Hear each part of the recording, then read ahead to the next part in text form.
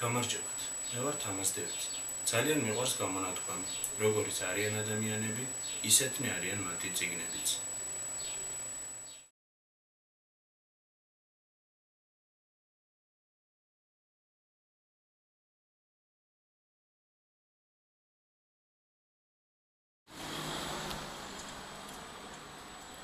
ოჯახში ვიზრდებოდით 3 დები.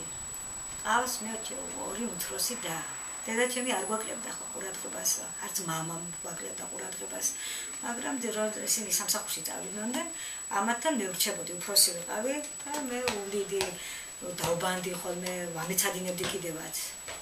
და ძალიან ახლო და ტკბილი და თბილი ურთიერთობა ჰქონდა ოჯახის წევრებთან. ძირითადად ბავშვობა ქუთაისში გავატარე. სკოლა დავამთავრე 1982 წელს. გადასარევი მოსწავლე არ ყოფილი ვარ. ერთი ჩვეულებრივი უბრალო მოსწავლე ვიყავი. არავისგან არაფრით არ გამოვირჩევოდი. მაგრამ ეს სკოლის პერიოდი ბედნიერად არის ასახული ჩემს ცხოვრებაში. ჩვენ დიდი ხნის მეგობრები ვართ. ვიცნობ ბავშვობიდან სულ ერთად ვიყავით. იგი ცხოვრობდა დიმიტრის თავდადებულის ქუჩაზე, მე აზაძის ქუჩაზე. მე მოხდა ისე, რომ ერთად მოვიყარეთ თავი. ახლა ჩვენი მეგობრობა გააგრძელეთ ჩვენმა შვილებმა. სოფო და ნინო არიან უახლოესი მეგობრები. იმასთან ამოვდივარ, საუბრობთ და ერთმანეთს გულახდილად საუბრობთ და ერთმანეთს უზიარებთ ჭირვარამს და გულის ტკივილს. ჩემი აზრით ადამიანს თან დახვება მისი ხასიათი და შემდეგ წლების მიღმა ეს ხასიათი ყალიბდება და გამოცდილებას იძენს დროთა განმავლობაში. წყენას მალე ვერ ვივიწყებ ადამიანებისგან, იმიტომ რომ მე ისეთი ადამიანი ვარ, რომ ადამიანს ვცდილობ, რომ არ ვაწყენიო და შეურაცხყოფა ჩემი მხრიდან ვინმესთან არ მივიდეს. მალე ვერ ვივიწყებ, მაგრამ არასოდეს სამაგიეროს გადახდის სურვილი არ მაქვს. პატიება არაა საჭირო, თვითონ ის ადამიანი უნდა იყოს, ნორმალურად მოიქცეს, არ მაწყენიოს და დაპატიებია. მყავს 3 შვილი. ჩემი პატარა ბიჭი, მეხუთე კლასია, ანრი, სტიქაროსანია, ამაღლების ეკლესიაში. ძალიან მიხარია. ჩემი ქალიშვილი წირვალოცებს არ აკლდება და ისიც წმენის გზაზე დგას. ორწმუნე ვარ, წამს ღმერთი, ვარ მართლმადიდებელი ქრისტიანი.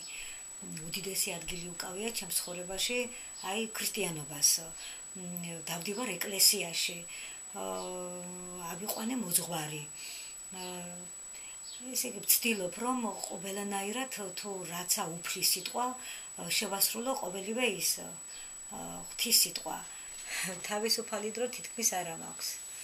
ტელევიზორს უყურებ და რადიოს უსმენ თავისუფალ დროს და ისე ფიზიკურად არ მაქვს.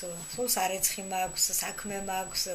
დასალაგებელი მაქვს, ზოგჯერ ვინმე დამიძახებს, რომ აი მომეხმარე და ასე ვატარებ თავისუფალ დროს. ბავშვობაში ბევრ რამეზე ოცნებობდი. მინდოდა გამოსულიყავი გამომძიებელი, პედაგოგი, მინდოდა გამოსულიყავი ბავშვობისას ოცნებობდი, სახლების მშენებელი გამოსულიყავი ბავშვობაში. მაგრამ ჩემი ოცნება იყო მაინც მუსიკად მცოდნე ყოფილიყავი, ძალიან მიყვარს და მიყვარს მუსიკა. მაგრამ ეს ოცნება არ ამიხდა, არავითარი შეხება არ მაქვს მუსიკასთან და ჩემი ოცნება ჩაიშალა, ოცნება არ ამიხდა. ძალიან მიყვარს წიგნების კითხვა. გამოვარჩევდი ილია ჭავჭავაძეს, ნოდარ დუმბაძეს, კონსტანტინე გამსახურდიას, აკაკი წერეთელს, როდესაც აი ეს წერლები მაგონდება, ან ტელევიზორში გავიგონებ ამათ ლექს ან მოთხრობას რამეს, გადავდივარ აი იმ ბედნიერ პერიოდში, როდესაც ეს წიგნები ვკითხულობდი და ბედნიერ მოგონებად მრჩება ის პერიოდები. პრესასაც ვეცნობოდი, მაგრამ ამ წუთებში არ შემიძლია პრესის გაცნობა, იმიტომ რომ არ მაქვს იმდენი შემოსავალი, რომ მე ჟურნალ-გაზეთები ვიყიდო.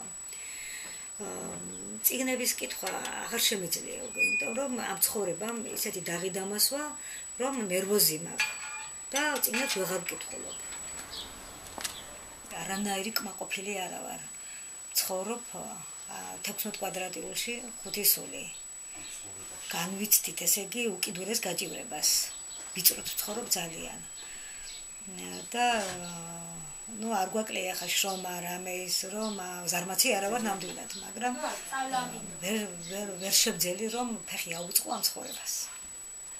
5 ან 10 წლის შემდეგ ეჭვი მეპარება რომ ჩემი ცხოვრება განსაკუთრებულად შეიცვალოს. მინდა ბედნიერი ცხოვრება გქონდეს. 60-ხიანი ბინა მინდა, კომფორტით. მინდა მქონდეს მე და ჩემი მეუღლეს სტაბილური სამსახური, კარგი სამსახური, რასაც ქვია. შემოსავალი გქონდეს ოჯახში, არ ვიწუწუნოთ. ჩემმა შვილებმა დაამთავრონ უმაღლესი სასწავლებელი, კარგი განათლება მიიღონ და იყვნენ, ესე იგი, სრულფასოვანი ღვთისმოშიში მორწმუნე ადამიანები. ასეთი ცხოვრებას ვისურვებდი მე.